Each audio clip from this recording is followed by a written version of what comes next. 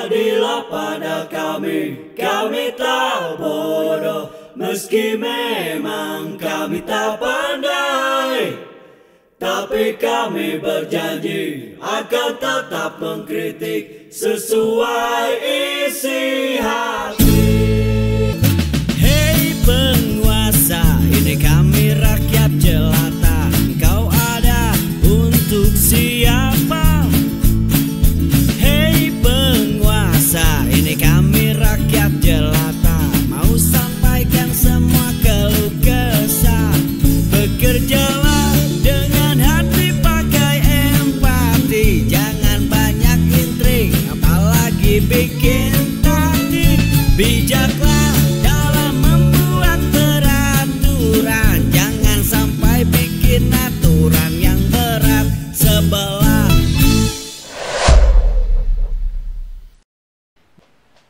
Bismillahirrahmanirrahim. Assalamualaikum warahmatullahi wabarakatuh. Opini Saiful Zaman. Selamat datang di ruang kedaulatan rakyat, di mana kebebasan ekspresi tak boleh dibungkam. Peta politik di Indonesia. Karena politik adalah bagian dari yang harus kita berikan perhatian, yang masuk dalam pola konsep dakwah kita, ya. Jadi salah sekali kalau ada orang bilang bahwa dakwah dengan politik itu sesuatu hal yang berbeda. Justru sangat erat kaitannya. Baik, sahabat Jajanan semua, saya yakin semua juga sepakat dengan hal itu.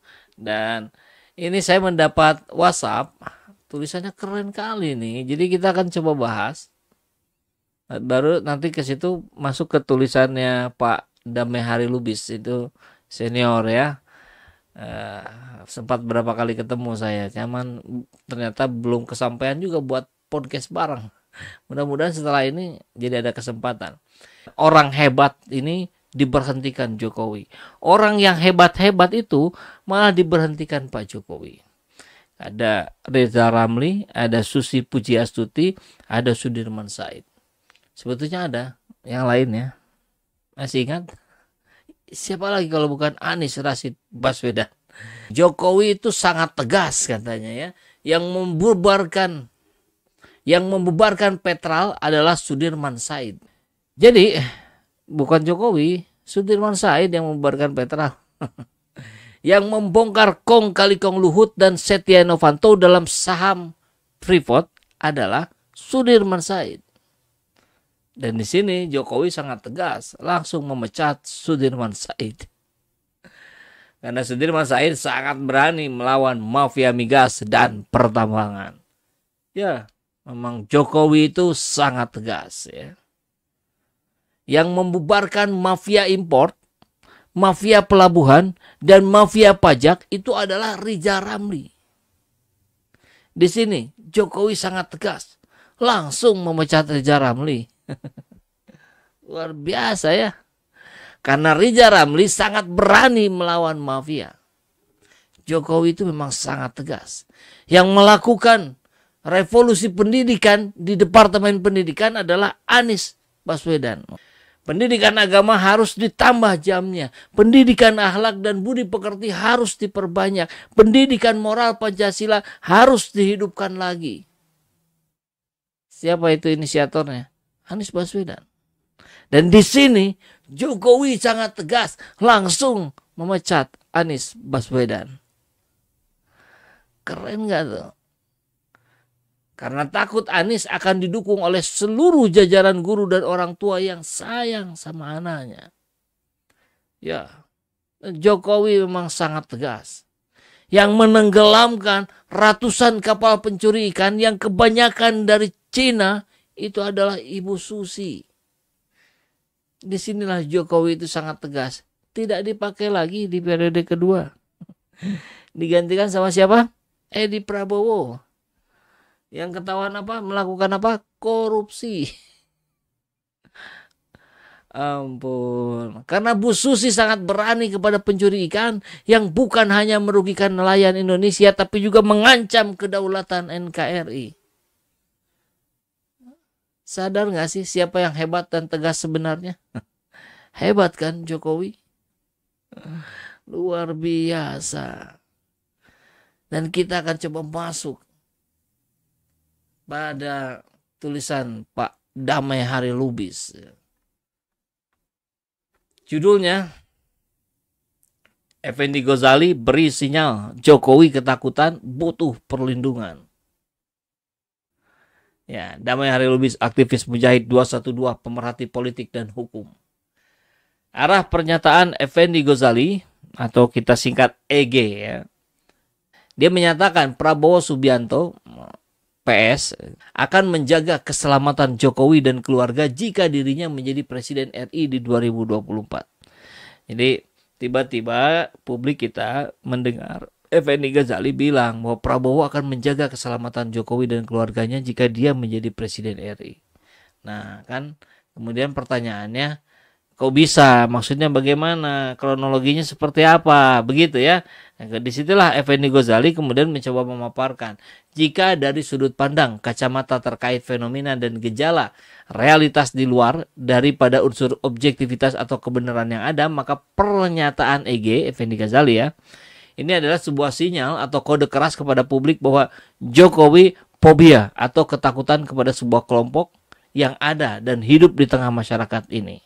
Mungkin karena dia merasa punya banyak kesalahan fatal dalam memimpin bangsa ini. Salah satunya adalah kaitan terkait materi tuduhan Bambang Trimulyono dan dugaan Gus Nur bahwa dirinya gunakan ijazah palsu sebagai persyaratan pencalonan untuk Pilkada Solo, Pilgub DKI dan Capres RI di 2014 dan 2019. Nah, terkait kekhawatiran adanya laporan di KPK terhadap anaknya Gibran dan terkait disreksi hukum politik serta beberapa regulasi yang ia terbitkan yang nyata membuahkan implikasi yang problematis, diantaranya Jokowi sebagai presiden adalah akibat kebijakan politiknya sebagai salah seorang intelektual dari pembubaran organisasi HTI dan FPI melalui regulasi yang ia terbitkan Perpu nomor 2 tahun 2017. Dari situlah kemudian FPI dan HTI bubar. Nah, kemudian keputusan dari para pembantu kabinetnya secara politik dan hukum yang indikasinya adanya kriminalisasi terhadap ulama dan aktivis. Dan itu terbukti dengan dipenjarakannya Imam Besar Habib Rizik Syihab. Luar biasa ya. Dan itu info dari Effendi Ghazali juga substantif mengisyaratkan bahwa Prabowo Subianto akan didukung kekuatan finansial melalui anggaran dari rekanan Jokowi yang mendanai Jokowi pada saat menjadi rivalnya PS di 2 kali Pilpres kemarin. Apakah hanya bantuan finansial atau dana yang memang amat dibutuhkan dalam rangka sosialisasi atau publikasi platform calon? Benar. Karena untuk mendapatkan bantuan konstituen yang sebelumnya mendukung Jokowi tentu akan sulit. Karena para konstituen akar rumput dari PDIP akan ikut arahan dari Megawati, sang ketum partai. Terlebih Jokowi sebentar lagi ibarat kapal terbang yang sudah mau take off, akan segera meninggalkan jabatannya. Apakah dukungan Jokowi kepada PS punya dampak kepada Mega? Jawabannya hampir tidak ada. Dan bukan juga oleh sebab Jokowi dukung PS. Maka Mega menuntut kepada Jokowi atau manut kepada Jokowi. Justru Mega menganggap Jokowi sejak 2014 dari awal pencapresan sekedar petugas partai. Karena jika Jokowi benar dukung PS, maka kadar rumput basis PDIP menjadi tahu bahwa Jokowi tidak patuh kepada Mega. Bisa mendapat tuduhan dari anggota partai PDIP sebagai pengkhianat partai yang sudah membesarkannya. Bagaimana reaksi Mujahid 212 dan emak-emak pendukung Prabowo Subianto jika tahu PS akan dapat dukungan dari Jokowi? Terlebih tanda-tanda Prabowo sama sekali tak mau bertemu IBHRS. Tokoh karismatik yang dulu dianggap PS sebagai ulama besar dan tokoh penting pendukungnya saat Pilpres kemarin ya. Sampai-sampai PS datengin HRS ke Saudi Mekah, Arab Saudi. Masih ingat ya, jelang pemilu 2019.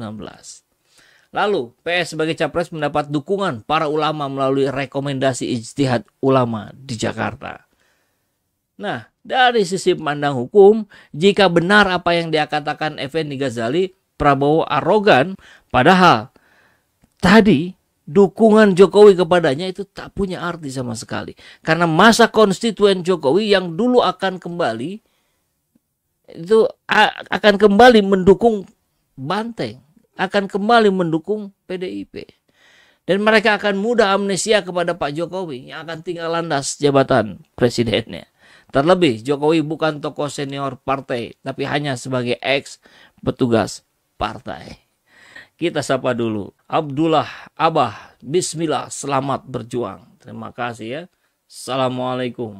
Oke, kita lihat dulu ya. Pekanbaru hadir, terima kasih. Banten hadir, terima kasih. Oke. Salam perubahan. Jokowi itu beraninya membubarkan FPI, kalau melawan oligarki nggak berani. Benar juga ya. Jelas dan nyata ketakutan istana. Kendal hadir. Oke, Jokowi sangat tegas saat dia tahu dan takut kena libas. Rasa takut itu muncul karena merasa bersalah. Biasanya begitu kan, berani karena benar, takut karena salah. Oke, oligarki harus dilawan. Oke, yang dipecat itu manusia yang nggak bisa kerja. Baik. Terima kasih sahabat EC Channel semua. Dan mari kita mengingatkan pemerintah. Saya kira ini bagian dari dakwah kita ya.